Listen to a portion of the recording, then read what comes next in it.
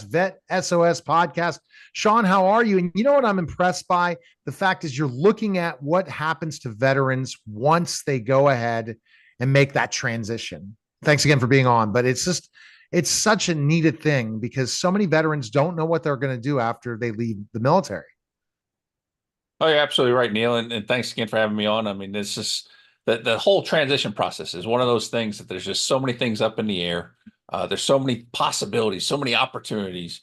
And, any way we can try to help veterans with this whole transition process and the transitions they continue to have after they get out of the military, possibly jump into a new job or some sort of life change.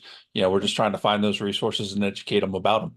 Exactly. And education is the key because what happens, you said you were in that stuck phase. It didn't have everything planned when you got out of the military. So tell a little bit about that story really quickly. Mhm. Yeah, it was one of those things where, when I start looking at retiring from the military and getting out, it's like, what do you want to do? I don't know. Like there's thousands of things I qualify to do between education and training and job experience. So, taking those time to look at different references, talk to experts, talk to mentors, using the resources that are out there to try to narrow down what I want to do and find that path that fits me and my journey best. No, that's the big challenge, right? The journey that meets you best. And then a lot of times it's almost like coming out of high school to go to college, right? Going out because your interests have probably changed by now, right? Than when Well, you're a little going to bit. first go to college. You have a different mindset, different lifestyle, different thought process. That's why we all go through so many transitions in careers.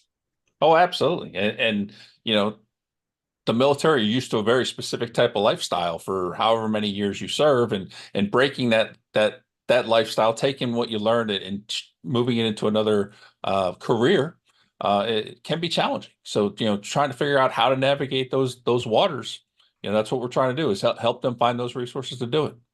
Yep. And finding them is not is a process, right? Oh And yeah. that's what you're looking at down the line with the foundation, right? To be that part. Oh, absolutely. So, I mean, with the podcast, we're trying to highlight as many of the organizations as we can. There's over 45,000 veteran support organizations willing to help veterans. And then with the Veterans Sharing Our Stories Foundation that we're working on, that's going to be giving a platform for every veteran to tell their transition story, everything they went through and the resources they used that helped them. And with our plan is to be able to help other people make it through that transition successfully. The transition story. That's the thing because everyone has to because we don't want how many veterans are homeless right now. We have to fix that problem, and you're part of fixing that problem because the homelessness becomes from coming back home and not figuring out what to do, and just it's a really a bad thing situation right now. The homeless situation for vets, right?